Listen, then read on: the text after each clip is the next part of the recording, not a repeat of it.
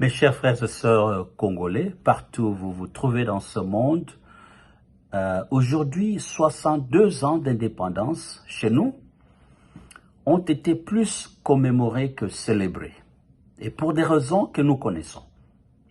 Vous savez, aujourd'hui, nous nous demandons, l'indépendance avait été proclamée 62 ans passés, mais est-ce que cette indépendance est vraiment célébrée et vécue par le peuple congolais? Vous savez, mes frères et sœurs, on ne peut pas, comme peuple, nous ne pouvons pas nous attendre à des résultats différents quand nous continuons à faire les choses de la même façon. Ça, c'est une loi de la nature. C'est une théorie qui a été vérifiée plusieurs fois. On ne peut pas s'attendre à des résultats différents quand on continue à faire les choses de la même façon. Aujourd'hui, comme peuple, nous sommes plongés dans une situation très malheureuse, plus malheureuse qu'avant. Mais le choix nous revient. Le choix nous revient comme peuple. Le peuple congolais aujourd'hui croit, ou on le fait croire, qu'il a des ennemis de gauche à droite. Que presque le monde entier devient l'ennemi du peuple congolais. Mais c'est faux, c'est archi faux. Vous savez, je le dis et je le répète, un peuple qui ne sait pas bien identifier ses ennemis, c'est un peuple qui ne peut jamais se libérer. Le peuple congolais a plus d'amis que d'ennemis.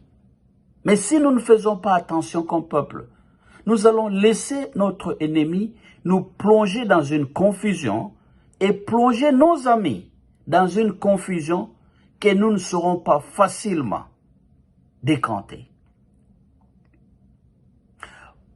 Vous savez,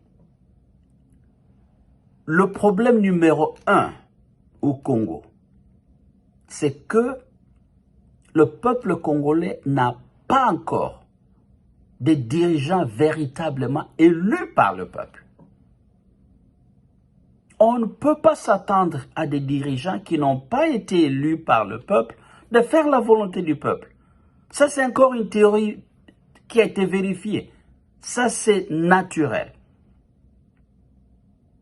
Aussi longtemps que nous avons des dirigeants nommés, montés de toutes pièces, des arrivistes au pouvoir, le peuple ne sait pas élire ses dirigeants.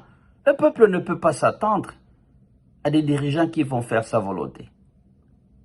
Ces dirigeants peuvent être de bonnes volontés. Ils peuvent être des fils et filles du pays. Et aussi longtemps qu'ils n'ont pas été élus, ils ne vont pas faire la volonté du peuple. Ils vont faire la volonté de ceux qui les ont amenés au pouvoir. Et ils vont le faire pour que ceux-là le maintiennent au pouvoir. Mes frères et sœurs, je peux vous les garantir. Le jour où le Congo, le peuple congolais va avoir des dirigeants véritablement élus par le peuple, ça sera la clé du départ. Un nouveau Congo va naître. Le départ pour un Congo puissant.